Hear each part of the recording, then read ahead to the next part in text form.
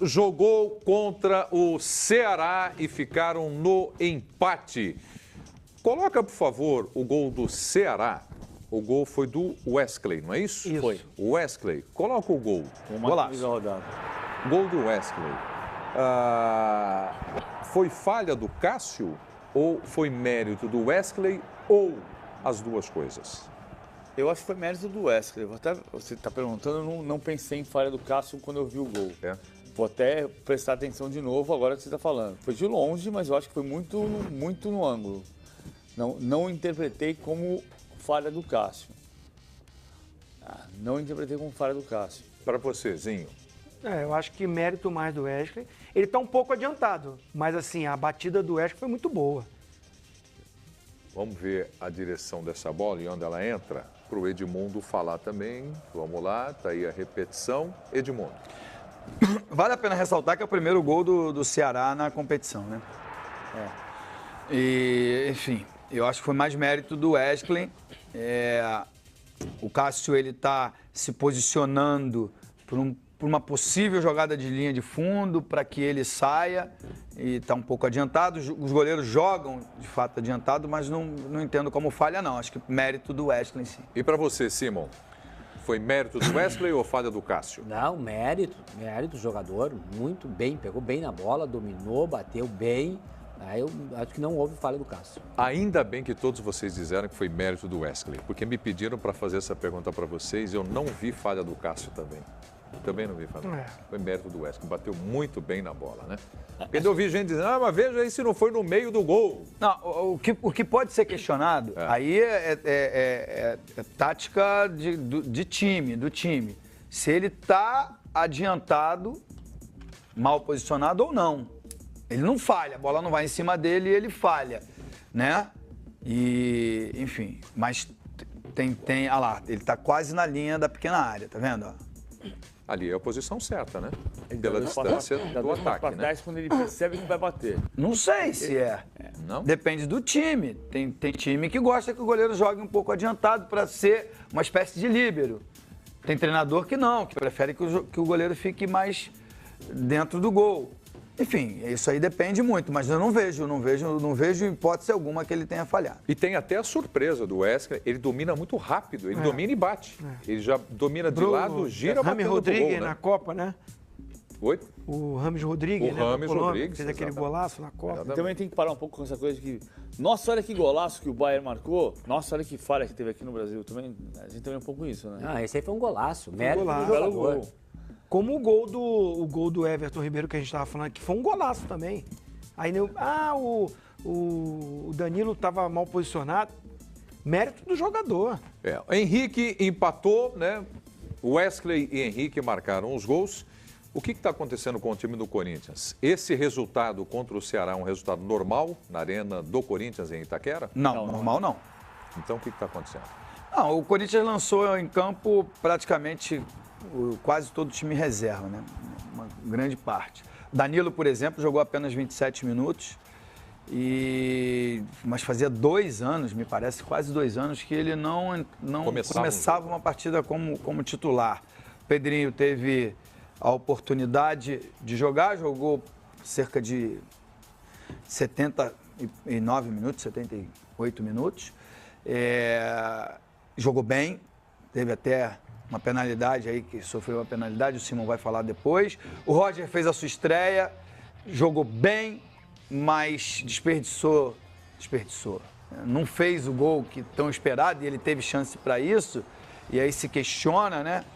Poderia ter sido uma estreia de gala se ele faz o gol da vitória, né?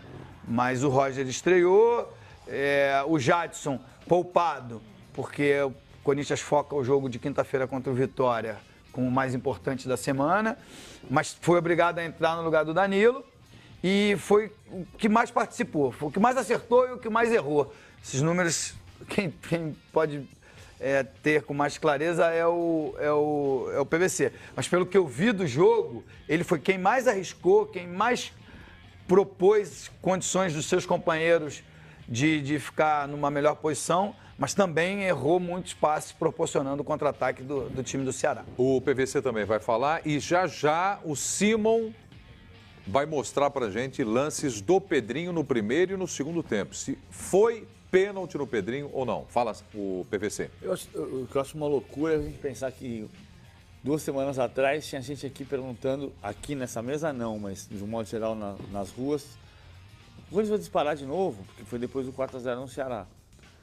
No Paraná. No Paraná. Não, mas eu também. Eu também. Sabe o que eu falei? Pode ter sido aqui também. Se ganhar do Atlético, Vai disparar. vai disparar. E não é assim. E nessas 2 semanas, é uma coisa de maluco, né? O Flamengo estava em crise. Na semana passada teve 3 invasões do aeroporto para dar pancada em jogador do Flamengo. Que não era o Corinthians, crise, né? O Corinthians era exagerado. Era desproporcional, mas era uma crise. O Corinthians estava em paz e de repente aconteceu exatamente o inverso. Tanto para o Palmeiras, quanto para o Flamengo, quanto para o Corinthians. O mundo dá umas voltas, parece uma prova de Fórmula Indy. PVC, mas para quem eu falo isso, eu vou repetir. Quem faz programa diário, né? A gente que faz programa diário, tem que falar o que está acontecendo no dia. Não, presente. Né? No presente, porque não dá para prever o futuro. E assim, por isso que o nosso futebol voltando lá no início do programa, quando você fez a pergunta, só Flamengo, Palmeiras e Grêmio vão lutar pelo título? Não dá para descartar os demais. São os grandes favoritos. Não dá para descartar os demais, porque todos os times têm bons e maus momentos na competição e aquele que aproveita melhor o bom momento acaba sendo campeão. O maior problema do Corinthians nesse momento são as lesões. É isso aí. Eu ia falar assim, o Corinthians foi campeão quando ele repete aquele time que todo mundo conhece. Quando o Corinthians, infelizmente, sofre as suas baixas, foi uma coisa que eu falei na semana passada. A minha preocupação são as contusões, são as viagens, os desgastes. Os outros times têm? Tem também. Só que o elenco do Corinthians está comprovado. É mais reduzido. Você vê hoje a parte da frente foi mexida. Né? Pedrinho, Marquinhos Gabriel, Danilo e Roger. Daqueles que jogavam ali, aquele quarteto ofensivo, ninguém. Né? Então, o Carille teve que fazer isso. Então, peraí, então isso é um problema sério. Sério, é um problema sério que compromete, sim, a disputa pelo título. Sim. Né? Porque quantos jogadores do Corinthians estão lesionados? Ralf, Fagner, René Júnior, Cleison. Titulares são 4. 4 jogadores. Não sei para se o quem René disputa Júnior Libertadores da é América, Campeonato Brasileiro e Copa do Brasil, fatalmente todo time vai passar por isso. Mas assim, eu digo assim, não é nem só a lesão. Ele optou hoje por fazer essa mudança, metade do time, vamos dizer assim. Jogou o Henrique, jogou o Sid Clay, jogou o Cássio e jogou os 2 volantes, né, de titulares. Depois entrou o Jadson. É muita mexida para um elenco que não é para se comparar ao elenco que o Palmeiras tem, que o Grêmio tem. Mas tem uma coisa que eu acho importante. Eu acho que isso pode dificultar a vida do Corinthians para ele brigar por todas as frentes. Agora, o time do Corinthians, aquele time que a gente conhece, com o trabalho do Carille e com a força da sua torcida, eu coloco ele como favorito, sim, do campeonato. Estou de acordo inteiramente. Só voltar para a questão de 2 semanas atrás, quando o Corinthians ganhou do Paraná. É engraçado, o Flamengo é líder do campeonato. E o Flamengo jogou contra o Vitória, contra o América Mineiro, contra o Internacional, como a gente estava dizendo na semana passada, contra os times da Série B. Os que vieram ou os que estão, enfim, uma tabela fácil. Quando o Corinthians ganhou do Paraná, a pergunta não era essa. Aí o Barbieri foi muito bem hoje em relação a isso. Quando o Barbieri disse assim, tá todo mundo dizendo que o Flamengo é líder porque ganhou os times da Série B, mas o Ceará, que o Flamengo venceu semana passada, é o mesmo que hoje empatou com o Corinthians. E que empatou com o São Paulo. Mas então vamos dar um desconto pro Ceará? Ele encarou São Paulo, Flamengo, Corinthians e é primeiro jogo Santos. Tá bom? Santos, São Paulo. É só pedrada, Flamengo. Só pedrada. Então, o Ceará ainda vai se acertar na competição. Em relação ao objetivo dele, os adversários do Ceará, que são os que brigam para não cair, ele ainda vai enfrentar. Ele ainda vai pegar o Paraná, ainda vai pegar o Sport, ele ainda vai pegar a Chapecoense. Né? É verdade. Agora, o campeonato, ele é muito... Por isso que eu falei dos bons e maus momentos. Todos eles passam. O Cruzeiro estava na zona de rebaixamento. A grande vantagem do Campeonato Brasileiro em relação aos outros campeonatos não é a qualidade técnica, a gente sabe disso. Não. Os principais jogadores estão fora daqui. Agora, na Itália, a Juventus é heptacampeã. Na Alemanha, o Bayern é hexacampeão. dos últimos 6 campeonatos na França, o Paris Saint-Germain ganhou 5. Nos últimos 5 campeonatos em Portugal, o Benfica ganhou 4. Então, a grande questão aqui é que você não sabe... Há quanto tempo a dupla Barcelona e Real Madrid não ganha o Desde campeonato? 2014, de 2004 para cá, campeão e vice é sempre Barcelona e Real Madrid, exceto em 2014, quando o Atlético de Madrid foi campeão. E em 2008, que o Villarreal foi vice-campeão. Aqui, a gente não sabe o que vai acontecer sábado que vem. Não sabe. Palmeiras e Corinthians. Semana passada, o Corinthians era favorito. Não, o Corinthians vai disparar. De novo, o Corinthians vai disparar. Hoje é... Palmeiras. Mas eu fico com a entrevista do Carille, que ele falou assim, não, eu tô preocupado em ficar ali no bolo. Ele tá certo. Eu não posso me desgarrar, eu tenho que ficar entre os 4. E nesse momento, o Corinthians está ali. Está em quarto lugar. Carille vai falar já. O pessoal no Twitter mandando bastante mensagens dizendo o que falou o Barbieri também. Olha, quando o Flamengo ganhou, é porque era o Ceará. Agora o Corinthians, mas isso só aumenta o crédito do Flamengo, que venceu o Ceará, um time que o Corinthians não conseguiu vencer jogando em casa. Então, aumenta o crédito e se valoriza ainda mais o Flamengo como líder do campeonato. Carlos Eugênio Simon, árbitro de 3 Copas do Mundo, falando agora a respeito de lances em cima do Pedrinho. Primeiro e segundo tempo. Vamos ver se foi pênalti, Simon. Foi em cima do Pedrinho ou em cima do Jadson, né? O Sávio Pereira, o nome do árbitro. Esse pênalti é do Luiz Otávio em cima do Jadson. É pênalti. Nós vamos rever na imagem que ele atropela o jogador pelas costas. Ele faz uma carga pelas costas. Tá? Foi pênalti? Pênalti não marcado. Não marcado. Erro da arbitragem. Olha ali, ó. Indiscutível. Ele salta para cima do jogador do Corinthians, né? Ele ia dominar a bola no peito lá e leva uma trombada pelas costas. Isso aí é falta dentro da área, pênalti. Deixa eu fazer uma confissão. A gente deveria ter começado a discutir sobre a arbitragem, então.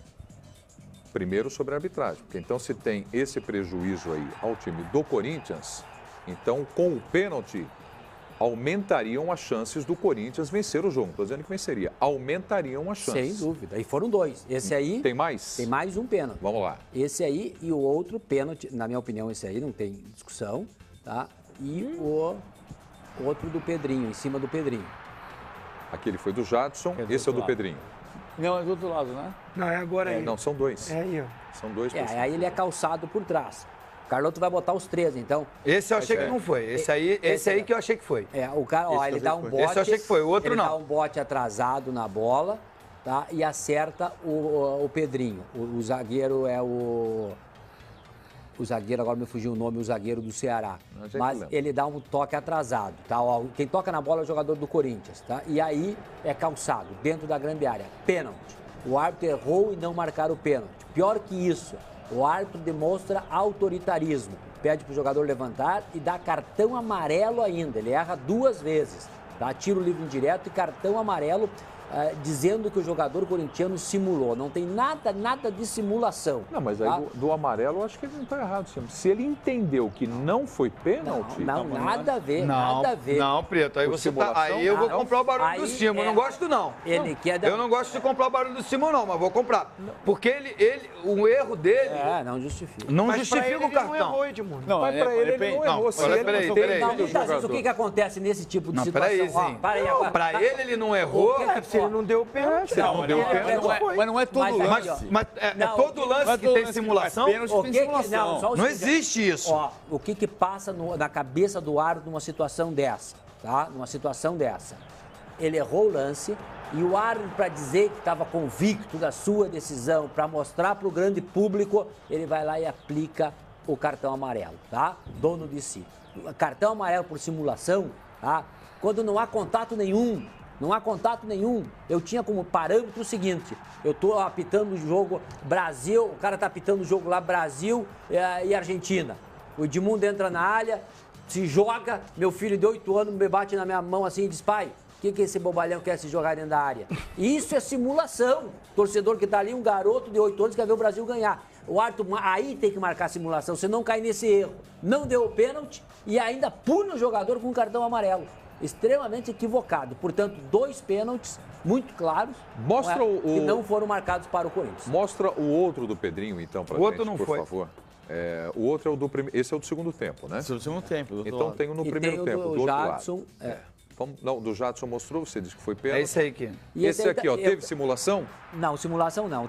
Para mim também foi pênalti. O Pedrinho leva uma carga por trás. Então você achou que foi 3 pênaltis? Então você entende que foram 3 pênaltis. pênaltis. 3 pênaltis. Os outros dois, para mim, não, esse aí é até mais discutível, tá? O do Jadson não tem discussão nenhuma e aquele outro, para mim, também não tem discussão. Esse aqui, ó, o jogador ganha na frente, o zagueiro vai dar o bote errado, a bola tava pro Pedrinho, né? Tava para ele, ó, a bola tá para ele jogar. E o jogador vai cutucando ele atrás dentro da grande área. Pênalti. Pênalti.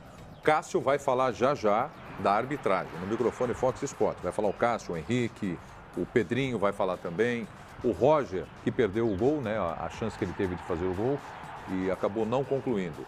Então vão falar já. E o Fábio Carilli também vai falar aqui no microfone Fox Sports.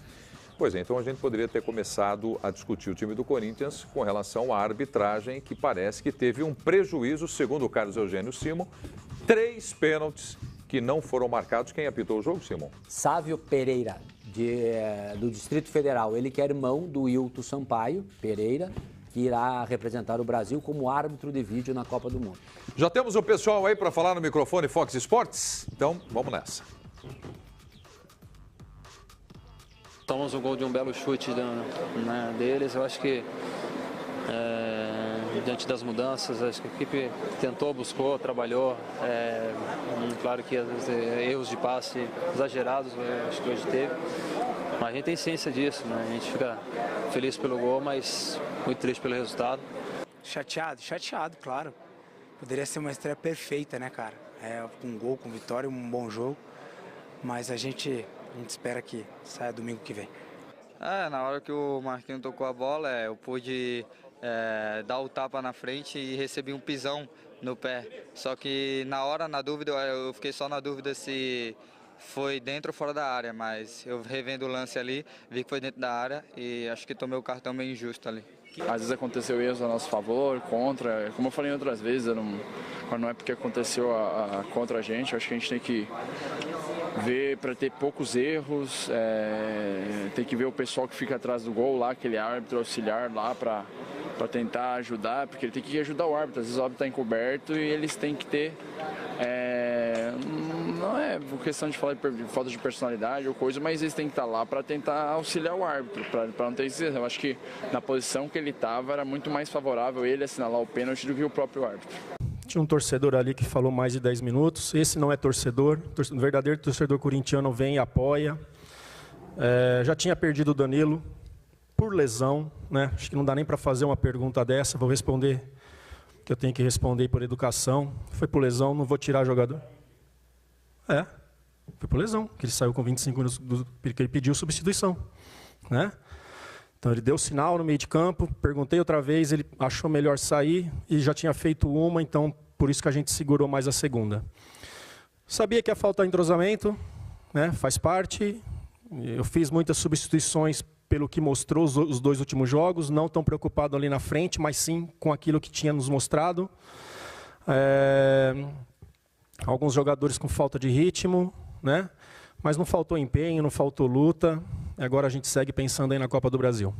Pedrinho suportou bastante, porque também não foi um jogo intenso, não foi um jogo de tanta transição, foi um jogo onde o adversário ficou mais plantado e ele trabalhou no espaço menor, mas é um jogador que também os jogos vão dar uma condição melhor para ele.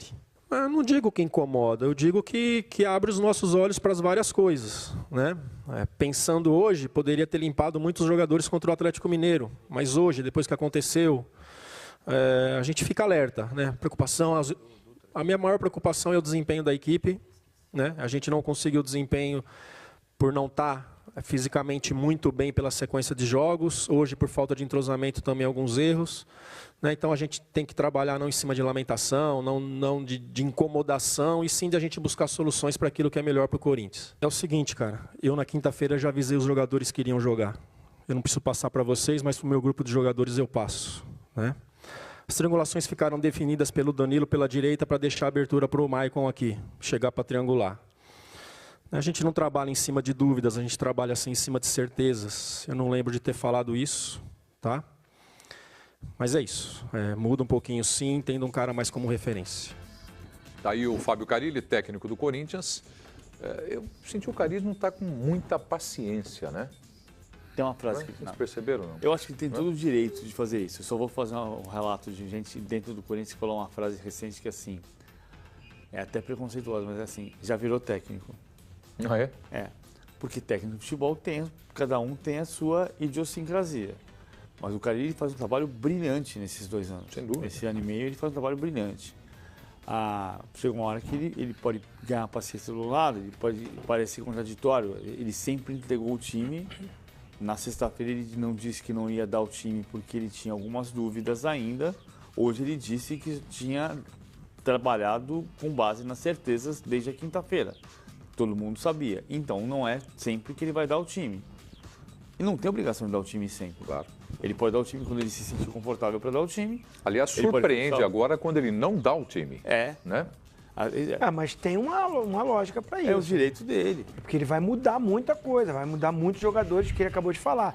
Desgaste. Ele está percebendo que o nível, a qualidade técnica diminuiu por causa desse desgaste. Então ele vai começar a ter que mexer. Aí ele pode se privar de falar, não vou falar agora o time. Lógico. Eu acho uma coisa normal. Claro que é. Em resposta a essa coisa tá sentindo ele que sem paciência, é uma profissão difícil, né, do treinador ali. Não, eu reconheço isso É também. difícil, cara. Você tá sentado ali e você ser questionado, cobrado, né, sobre uma escalação, sobre uma... E sendo que ele tá com problemas, tá com dificuldade dentro do elenco dele. Então não é fácil, não é todo dia que você vai estar com aquele bom humor para responder como as pessoas vão querer que seja respondido. Então é normal isso, não achei ele mal educado. Ele pode estar assim, mais firme a colocação dele, que não era o natural. Mas assim, aceitável, né, gente? A gente aceita aceitável. O Muricy passou tanto tempo sendo exaltado, e o Muricy, em entrevista coletiva do Muricy, era tensa. Ele reclamava, esperneava, Fala que a gente precisa ir para o intervalo aqui. Não, é simples, assim. Se ele der o time, vão reclamar. Se ele esconder o time, vão reclamar. Claro. E eu acho que ele tem o direito da incerteza. Ele tem o direito de ir dormir, de ir para a concentração e de estudar o que ele vai colocar de melhor. Afinal de contas, a responsabilidade pela vitória é diretamente dele. E o fato de virar técnico é real, sim, porque ele não é mais interino. Ele passa a conviver com outros problemas. Conviver com o problema da demissão, se não tiver resultado. É puro e simples. Claro.